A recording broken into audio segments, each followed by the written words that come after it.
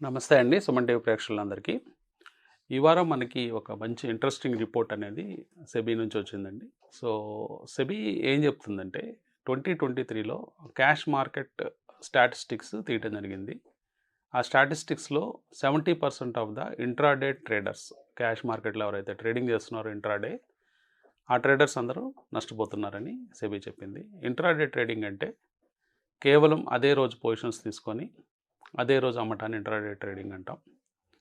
So, intraday ట్రేడింగ్‌లో మీరు 2 రకాలుగా ట్రేడింగ్ చేయొచ్చు. ఒకటి, మీరు ముందుగా కొనుక్కొని షేర్స్‌ని వాటిని అమ్మొచ్చు. లేదా అదే షేర్స్‌ని అమ్మి సాయంత్రానికల్లా కొనుక్కోవచ్చు. ఏ మార్గంలో చేసినా, అంటే కొని అమ్మినా, అమ్మి కొన్నా కానీ అదే రోజు చేస్తే దాన్ని ఇంట్రాడే ట్రేడింగ్ అంటాం. సో, ఈ ఇంట్రాడే ట్రేడింగ్‌లో క్యాష్ మార్కెట్‌లో చేస్తే ఏమవుతుందంటే అంటే 70% ఆఫ్ ద పార్టిసిపెంట్స్ నష్టపోతున్నారని చెప్పారు. ఈ పార్టిసిపెంట్స్ నెంబర్ కూడా గణనీయంగా పెరిగిందండి. అంటే మనకి డీమ్యాట్ అకౌంట్స్ చూస్తే 2019లో 4 crores ఉండే డీమ్యాట్ అకౌంట్స్ 2024 కల్లా, అంటే ఇప్పటికీ దాదాపుగా 14.5 crores అయినాయి. సో, మొత్తం మీద మీరు చూసినప్పుడు మీకు భారీ పెరుగుదల అనేది డీమ్యాట్ అకౌంట్స్లో మనకు కనిపిస్తుంది. సో, ఆటోమేటిక్గా ట్రేడర్స్ డిఫరెంట్ సెగ్మెంట్స్లోకి ట్రేడ్ చేస్తున్నారు. గతంలో మనకి లాస్ట్ ఇయర్ వచ్చిన రిపోర్ట్లో చూసినప్పుడు ఫ్యూచర్స్ అండ్ ఆప్షన్స్ ట్రేడింగ్లో కూడా దాదాపుగా 90% మంది ట్రేడర్స్ నష్టపోయారని సెబీ రిపోర్ట్ ఇచ్చింది. ఒక ఇంట్రెస్టింగ్ ఫ్యాక్ట్ ఏంటంటే, సో 10% మెంబర్స్ ప్రాఫిట్ చేస్తున్నారు కాబట్టి నేను ఆ 10% బ్రాకెట్లో ఉంటానని ప్రతి ఒక్కళ్ళు తెలివిగా ఆలోచిస్తూ ఉంటారు. కానీ ఆ 10% బ్రాకెట్లో ఉండటం కూడా చాలా కష్టం అండి. ఎందుకంటే నేనేం చెప్తానంటే, ఆ 10%లో కూడా ఇంకొక 9%, అంటే దాదాపుగా 99% ట్రేడర్స్ నష్టపోతున్నారని మనం అనుకోవచ్చు. దీనికి కారణం ఏంటని చూస్తే, మెయిన్గా ఆ లాభం పొందిన వాళ్ళు ఎంత సంపాదిస్తున్నారని చూస్తే యావరేజ్ అమౌంట్ ప్రాఫిట్లు 1.5 lakhs రూపీస్ మాత్రమే కనిపిస్తున్నాయి సంవత్సరానికి. అంటే హార్డ్లీ ఒక 10 నుంచి 15,000 రూపాయలు మాత్రమే మంత్లీ సంపాదిస్తున్నారు. సో, ఆ మాత్రం ఇన్కమ్‌తో సర్వైవ్ అవ్వటము చాలా కష్టం. అంటే మనం సక్సెస్ఫుల్ ట్రేడర్ అనిపించుకున్నా కానీ ఫుల్ టైం ట్రేడర్గా మనం కొనసాగలేం. ఏదో హాబీగా ట్రేడ్ చేసినా, ఏదో టైం పాస్గా ట్రేడ్ చేసినా, అట్లా చేస్తే ఆ వచ్చే ప్రాఫిట్ ఓకే, 1.5 lakh యావరేజ్ అనేది ఓకే. కానీ మనం ఫుల్ టైం ట్రేడర్గా మారి అదే 1.5 lakhతో సర్వైవ్ అవ్వాలంటే సంవత్సరానికి చాలా కష్టం. కాబట్టి వాళ్ళందరినీ మనం సక్సెస్ఫుల్ ట్రేడర్స్గా మనం కౌంట్ చేసుకోలేం. సో, కాబట్టి ఎక్కువ శాతం, దాదాపుగా 99% ఎఫ్&ఓలో లూజ్ అవుతున్నారు చెప్పారు. ఇప్పుడు క్యాష్ మార్కెట్ నెంబర్స్ చూస్తే ఫుల్ డేటా రాలేదు. ఒక 70% of the population, 70% of the trading population intraday ట్రేడింగ్లో నష్టపోతున్నారని చెప్పడం జరిగింది. ముఖ్యంగా ఇంకా చిన్న డేటా కొంత ఇవ్వటం జరిగింది. వాటిల్లో 76% ఆఫ్ ద బిలో 30 years ఉండేవాళ్ళు ఎక్కువ నష్టపోతున్నారని చెప్పడం జరిగింది. అంటే ఇప్పుడు దాదాపుగా ట్రేడర్స్ పెరిగారు, డీమ్యాట్ అకౌంట్స్ పెరుగుతున్నాయంటే ట్రేడర్స్ పెరుగుతున్నట్టు మనం అర్థం చేసుకోవచ్చు. ఆల్మోస్ట్ 2019కి 2023 రిపోర్ట్ ఇచ్చే నాటికి దాదాపుగా 3 times నెంబర్స్ పెరిగాయి. సో 3 times ట్రేడర్స్ పెరిగారు. సో పెరిగిన ట్రేడర్స్లో ఇంకొక రకమైన డేటా తీస్తే ఓన్లీ 30 years కంటే తక్కువ ఉన్న వ్యక్తులను కనుక మనం చూస్తే దాదాపుగా 76% నష్టపోతున్నారని రిపోర్ట్ చెప్తుంది. అట్లాగే జెండర్ బేస్డ్లో కనుక రిపోర్ట్స్ వాళ్ళు చెప్పినప్పుడు, అంటే లేడీస్ అంటే ఉమెన్ వర్సెస్ మెన్ చూసినప్పుడు ఉమెన్ కేటగిరీలో పర్సంటేజ్ ఆఫ్ లూజర్స్ తక్కువగా ఉన్నారు. అంటే కంపారిటివ్గా మెన్ కంటే ఉమెన్ తక్కువ నష్టపోతున్నారు మార్కెట్లో. ఇదొక ఇంట్రెస్టింగ్ ఫీచర్గా మనం చెప్పుకోవచ్చు. అంటే ఎక్కువ ఆవేశంగా ఎమోషన్స్ గురవుతున్న వాళ్ళు మెన్ అని ఈ రిపోర్ట్ చెప్తుంది. అట్లాగే మ్యారీడ్ వర్సెస్ అన్మ్యారీడ్ ఈ రిపోర్ట్ తీసినప్పుడు మ్యారీడ్ అయిన వాళ్ళు తక్కువ నష్టపోతున్నారని ఇంట్రాడే ట్రేడింగ్లో సెబీ స్టడీ చెప్తుంది. అంటే ఎమోషన్స్ అనే మ్యారీడ్ పర్సన్స్లో అంటే మేబీ మ్యారీడ్ అంటే ఇక్కడ ఇంకొక అంశం కూడా మనం గుర్తుంచుకోవాలి. మోస్ట్లీ వీళ్ళందరూ అబోవ్ 30 ఇయర్స్ ట్రేడర్స్ అయి ఉండొచ్చు. సో న్యాచురల్గా little bit of experience trading పరంగా వాళ్ళకు ఉండుంటుంది. అంటే ఏజ్ పరంగా మనం చూసినప్పుడు ఆల్ అబోవ్ 30 ఇయర్స్ అబోవ్ ఉన్న పీపుల్ అందరినీ మనం కంబైన్డ్గా చూసినప్పుడు ఎక్కువ వాళ్ళు 40లు 35లు 50లు ఉన్న వాళ్ళందరినీ ఒకే దాంట్లో కట్టేస్తారు, ఒకే దాంట్లో క్లబ్ చేస్తారు కాబట్టి అక్కడ ఎక్కువ ఎక్స్పీరియన్స్డ్ ఉండొచ్చు. అందువల్ల ఆ నెంబరు ఎక్కువ సక్సెస్ఫుల్ ట్రేడర్స్ మ్యారీడ్ పర్సన్స్లో ఉందని చెప్తున్నారు. అదిగాక మనం ఇందాక చెప్పుకున్న డేటా పాయింట్ 76% లూజర్స్ అంటే ఉన్నారు 30 ఇయర్స్ బిలో, అంటే ఎక్కువ మందికి మ్యారేజ్ అయి ఉండదు. సో వాళ్ళందరూ అన్మ్యారీడ్ కేటగిరీలోకి వస్తారు కాబట్టి సో ఆ విధంగా కనిపిస్తుంది, అంటే తక్కువ ఎక్స్పీరియన్స్ ఉన్నట్టు కనిపిస్తుంది. సో ఇక్కడ ఏం జరుగుతుంది, వీటిని ఎలా అధిగమించాలి, అసలు ఎట్లా మనము చూద్దాము. ముఖ్యంగా ఏం జరుగుతుంది అనేది అబ్జర్వ్ చేస్తే, ఒకటి మనం కొట్టిపారేయలేమండి. మార్కెట్స్ గత కొన్ని నెలల నుంచి స్టడీగా పెరుగుతున్నట్టు మీకు కనిపిస్తాయి.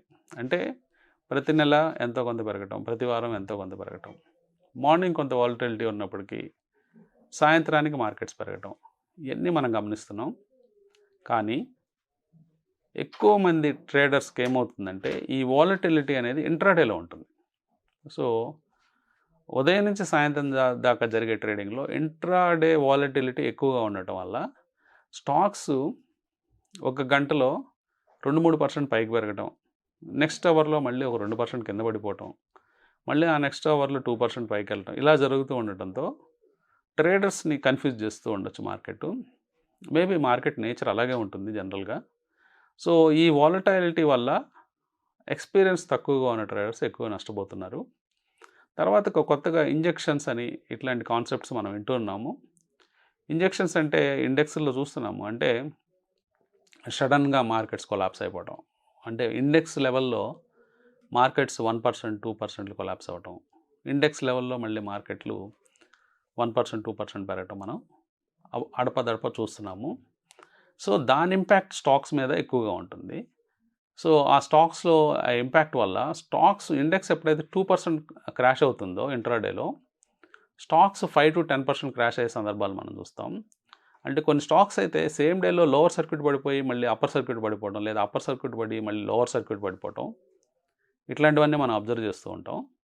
సో అందువల్ల కూడా ఇంట్రాడే ట్రేడర్స్కి చాలా ఛాలెంజింగ్ ఎన్విరాన్మెంట్గా మనకి స్టాక్ మార్కెట్ కనిపిస్తూ ఉంటుంది. ఓవరాల్గా మార్కెట్ పిక్చర్ మీరు అబ్జర్వ్ చేస్తే ఈ ఇంజెక్షన్స్ ఇవి కాకుండా లేవరేజ్ అనేవి పోతూ ఉందండి. అంటే మీకు అప్పిచ్చేవాళ్ళు మార్కెట్లో ఎక్కువయ్యారు. అంటే ఎంటీఎఫ్ అని దానికి ఒక పేరు, మార్జిన్ ట్రేడ్ ఫండింగ్ అని. సో మీరు ₹1,00,000 పెట్టుబడి పెడితే మీ స్టాక్ బ్రోకరు ఒక ₹4,00,000 దాకా ఫండ్ చేసే అవకాశం ఉంది. చాలా బ్రోకర్స్ ఆ విధంగా చేస్తున్నారు. సో దానికి స్వల్పపాటి ఇంట్రెస్ట్లు, ₹1 ఇంట్రెస్ట్, అంటే యాన్యువల్ ఇంట్రెస్ట్ రేట్స్ దాదాపుగా 12% నుంచి 18% మ్యాక్సిమము, లేదా కొంతమంది అగ్రెసివ్ స్టాక్ బ్రోకర్స్ ఇంకా తక్కువ రేట్ ఇంట్రెస్ట్ కూడా, అంటే 8% పర్ యానం అలా కూడా ఇస్తున్నారు. సో ఈ ఫెసిలిటీసు ఎక్స్పీరియన్స్ లేని ట్రేడర్స్ తీసుకోవడం జరుగుతుంది. సో ఎక్స్పీరియన్స్ లేని వాళ్ళు ఆ మార్జిన్ ట్రేడ్ ఫండింగ్ వైపు వెళ్ళి స్టాక్స్ వాళ్ళ దగ్గర ఉన్న ₹1,00,000-2,00,000కి 6 లక్షలు, 8 లక్షలు, 10 లక్షలు ఇట్లా లోన్ తీసుకొని ఈ ఇంట్రాడే ట్రేడింగ్లో స్ట్రాటజీస్ ఇంప్లిమెంట్ చేయడం, లేదా పొజిషనల్ ట్రేడింగ్ ఇంప్లిమెంట్ చేయడం చేస్తున్నారు.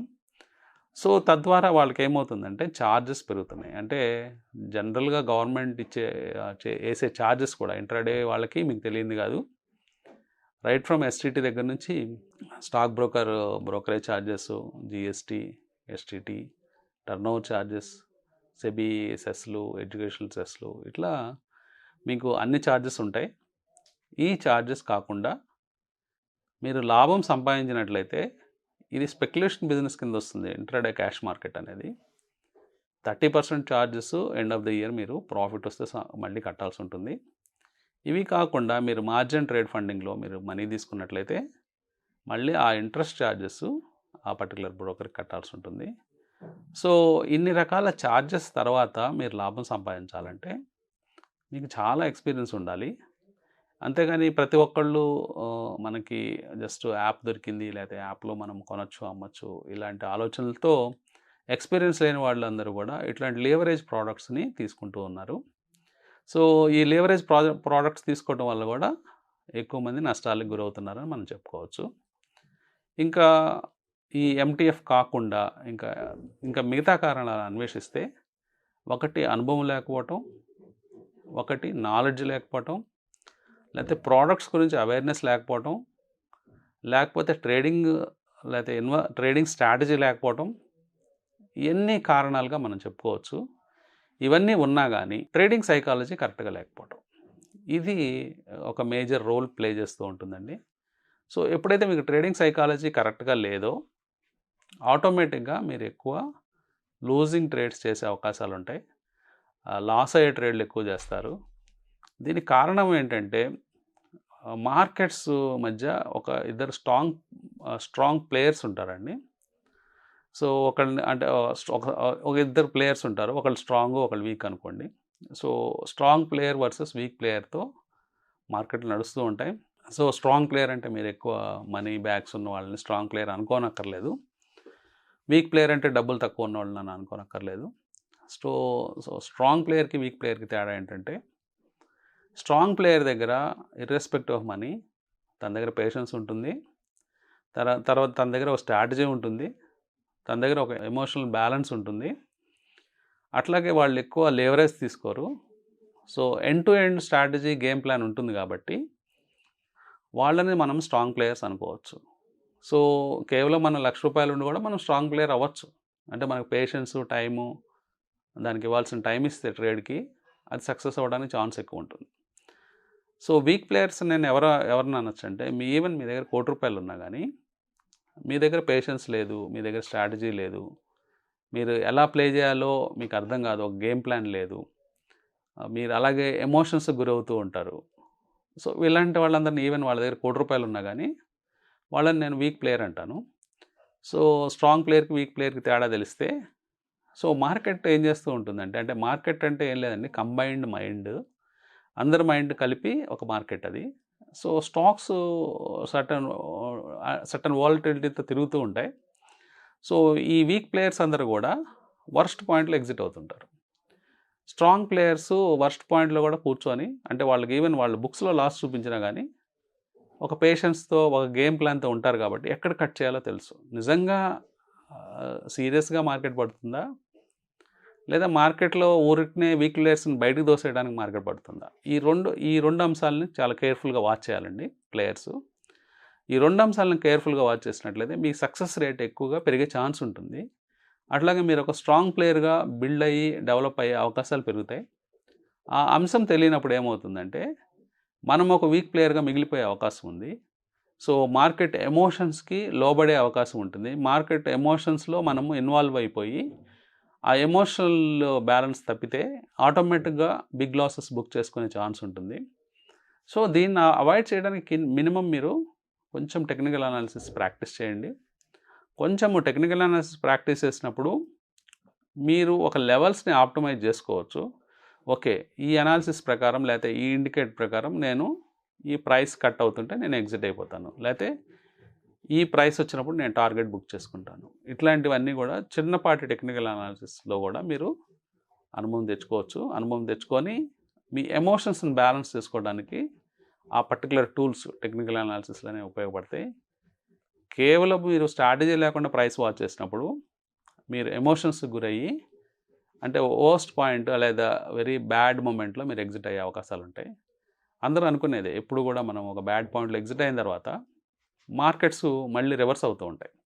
అరే నేను ఎగ్జిట్ అయిపోయాను, మార్కెట్ రివర్స్ అయిపోయింది, పెరిగిపోయింది అక్కడ నుంచి, సో నన్ను ఎవరైనా వాచ్ చేస్తున్నారా, లేకపోతే ఎవరైనా ఈ ట్రేడ్ చూసి ఎగ్జాక్ట్గా నన్ను బయటకు తోసేసి వాళ్ళు వెళ్తున్నారా అని మీరు అనుకోవచ్చు. కానీ అలా ఎప్పుడు జరగదండి. మార్కెట్లో మిమ్మల్ని ఎవరు చూడరు. మీ పొజిషన్స్ అసలు మార్కెట్కి సిగ్నిఫికెంటే కాదు. ఓన్లీ థింగ్ ఏంటంటే మీరు సక్సెస్ రేట్ చూడండి. F&O ట్రేడింగ్లో కానీ ఏ పర్టికులర్ ట్రేడింగ్లో అయినా కానీ కేవలం సక్సెస్ రేటు 1%, 2% ఉంటుంది. కాబట్టి హోల్ లాట్ ఆఫ్ పొజిషన్స్లో ఐదర్ లాంగ్ సైడ్ ఉన్న వాళ్ళైనా షార్ట్ సైడ్ ఉన్న వాళ్ళైనా సక్సెస్ అవ్వాలంటే మీరు ఆ 1% ఆ 2% బ్రాకెట్లోకి వెళ్ళాలి. అలా వెళ్ళాలి అంటే ఇందాక చెప్పిన ఎమోషనల్ మేకప్ అంతా మీకు ఉండాలి. సో ఆ మేకప్లో ఆ ట్రేడింగ్ సైకాలజీ, ఫిట్లో కనుక మీరు ఉన్నట్లయితే మీరు ఆ 1% 2% బ్రాకెట్లో ఉండే అవకాశం ఉంది. మిగతా 98% of the population, trading population ఏమనుకుంటారంటే జస్ట్ నన్ను హిట్ కొట్టి నా స్టాప్ లాస్ కొట్టేసి మార్కెట్ పక్క వెళ్ళిపోయింది అనుకుంటారు. అది జనరల్గా ట్రూ కాదు. సో కాబట్టి ఇప్పుడు మనం అనుకున్న కొన్ని పాయింట్స్ని మీరు మైండ్లో పెట్టుకొని మీ ప్రాక్టీస్ చేసే విధానాన్ని మీరు మార్చుకున్నట్లయితే మీరు కూడా ఒక సక్సెస్ఫుల్ ట్రేడర్గా మిగలొచ్చు. Thank you.